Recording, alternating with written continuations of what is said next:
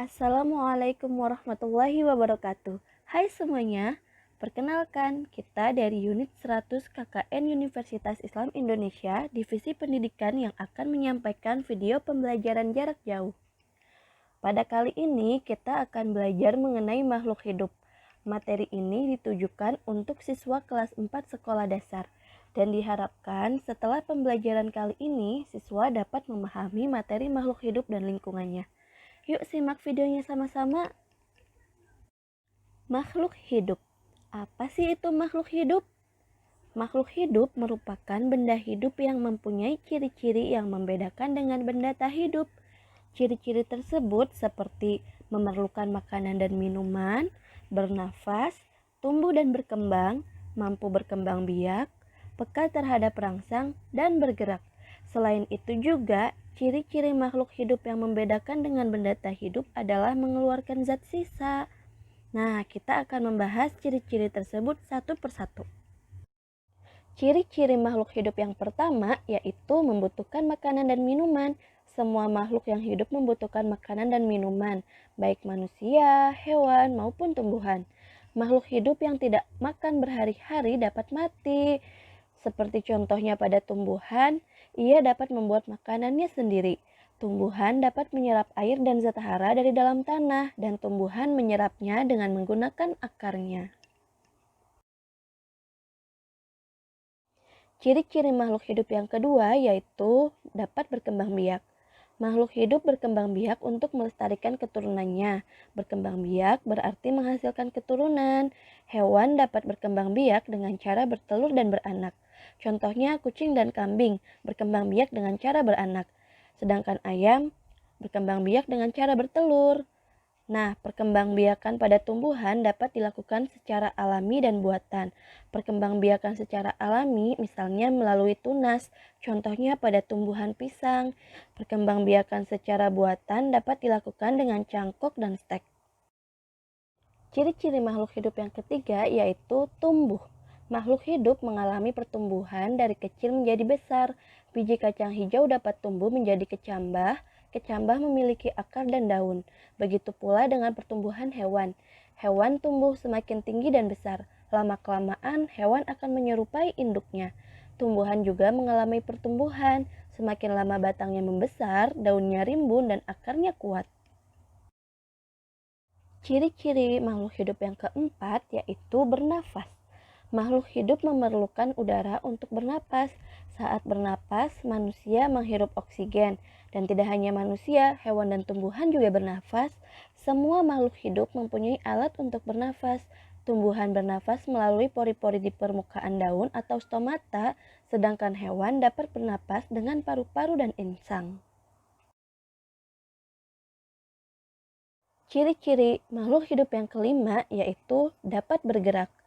Seperti contohnya, burung bergerak dengan sayapnya untuk terbang, ikan bergerak dengan siripnya untuk berenang, harimau, kucing, kambing, dan sapi bergerak menggunakan kakinya. Tumbuhan termasuk makhluk hidup, tumbuhan sesungguhnya juga bergerak. Tumbuhan bergerak mengikuti arah datangnya sinar matahari, namun tumbuhan tidak berpindah tempat. Lalu ciri-ciri makhluk hidup yang keenam yaitu peka terhadap rangsangan. Contohnya, tumbuhan putri malu akan menutup daunnya jika terkena sentuhan. Beberapa hewan juga tentu peka terhadap sentuhan. Makhluk hidup tidak dapat hidup tanpa adanya udara. Tumbuhan membutuhkan tempat yang cocok agar tumbuh subur, begitupun hewan membutuhkan tempat hidup yang cocok. Misalnya, ikan yang hidup di air, hewan-hewan liar seperti singa dan harimau membutuhkan hutan sebagai tempat hidup. Selain ciri-ciri, ada pula daur hidup makhluk hidup. Apa itu daur hidup? Daur hidup adalah tahapan-tahapan makhluk hidup sejak lahir hingga menjadi dewasa. Tumbuhan adalah makhluk hidup yang mempunyai ciri sebagaimana makhluk hidup lainnya. Pertumbuhan pada tanaman dapat dilihat dari semakin besarnya tanaman yang disebabkan oleh bertambahnya sel yang bertambah banyak dan bertambah besar. Selain tumbuhan, tanaman juga mengalami perkembangan. Perkembangan adalah peristiwa biologis menuju kedewasaan. Tidak dapat dinyatakan dengan ukuran, tetapi dengan perubahan bentuk tubuh atau metamorfosis dan tingkat kedewasaan. Daur hidup tumbuhan dan hewan.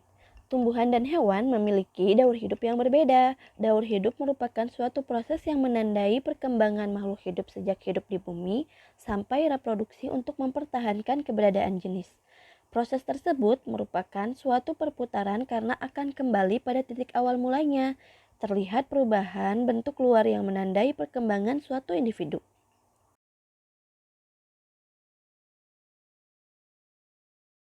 Daur hidup tumbuhan.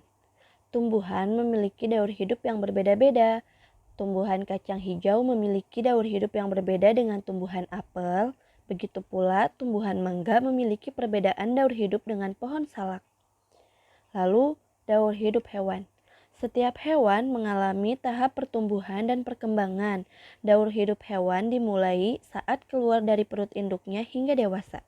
Setelah dewasa, hewan dapat menghasilkan keturunan kembali. Daur hidup pada hewan terdiri atas beberapa cara yang disebut dengan metamorfosis. Perubahan bentuk hewan yang berbeda antara ketika lahir dan dewasa dinamakan metamorfosis. Metamorfosis merupakan perubahan bentuk yang dialami oleh beberapa hewan. Hubungan antar makhluk hidup. Hubungan antar makhluk hidup yang satu dengan yang lainnya disebut simbiosis. Macam-macam simbiosis ada 3 sebagai berikut. Yang pertama, simbiosis mutualisme, yaitu hubungan antar makhluk hidup yang saling menguntungkan. Yang kedua, simbiosis komensalisme, yaitu hubungan antar makhluk hidup yang satu pihak mendapatkan untung tetapi pihak yang lain tidak dirugikan. Contohnya bunga anggrek dengan tumbuhan mangga. Bunga anggrek mendapatkan tempat tinggal dan pohon mangga tidak rugi dan tidak juga untung. Lalu yang ketiga, simbiosis parasitisme, yaitu hubungan antar makhluk hidup yang satu pihak mendapatkan untung sedangkan yang lainnya dirugikan. Contohnya benalu dengan tumbuhan inangnya. Benalu mendapatkan untung karena mendapatkan makanan dari inangnya, sedangkan tumbuhan inangnya dirugikan karena diserap makanannya oleh benalu. Rantai makanan. Rantai makanan merupakan proses makan dan dimakan. Setiap makhluk hidup membutuhkan suatu energi untuk hidup. Makhluk hidup mendapatkan energi dari suatu makanan yang mereka makan. Dalam suatu rantai makanan ini terdapat makhluk hidup yang memiliki peran sebagai produsen, konsumen, dan juga dekomposer. Pada kejadian rantai makanan akan terjadi suatu proses makan dan juga dimakan dalam suatu urutan tertentu dan setiap tingkat dari rantai makanan dalam sebuah ekosistem yang sering disebut dengan tingkat trofik. Mengapa pelestarian makhluk hidup itu dikatakan sangat penting? Karena hewan dan tumbuhan sangat penting untuk kebutuhan manusia, seperti untuk dijadikan bahan makanan, bahan pakaian, dan obat-obatan. Jika suatu lingkungan itu rusak, maka makhluk hidup akan merasakan pula dampaknya. Selanjutnya, ada beberapa cara melestarikan makhluk hidup. Yang pertama, penebangan pohon yang dipilih dengan hanya menebang pohon yang sudah tua agar pohon muda tetap tumbuh dengan baik. Yang selanjutnya dilakukan reboisasi, yaitu penanaman kembali pohon yang telah ditebang. Yang kedua, perlindungan hewan dan tumbuhan dengan prioritas pada hewan langka. Hewan-hewan dilindungi di kebun binatang dan suaka marga satwa, sedangkan tumbuhan-tumbuhan dilindungi di kebun raya atau hutan lindung. Selanjutnya dapat dilindungi di cagar alam dan taman nasional di mana ekosistemnya masih asli. Dan yang ketiga, membantu perkembangbiakan dengan cara pembudidayaan pada tumbuhan, baik penanaman ataupun kultivasi. Selanjutnya dengan cara penangkaran hewan di peternakan, di kebun binatang, atau juga sebagai peliharaan pribadi di rumah, di mana hewan-hewan tersebut diurus dan diperhatikan oleh manusia. Nah, dari pelestarian hewan dan tumbuhan, ada beberapa manfaatnya. Di antaranya adalah menjaga keseimbangan ekosistem hutan, mencegah supaya tidak terjadi kepunahan pada berbagai spesies hewan maupun tumbuhan, menjaga sumber keanekaragaman hayati sebagai sumber kekayaan negara, dan tempat untuk pengembangan penelitian dan ilmu pengetahuan.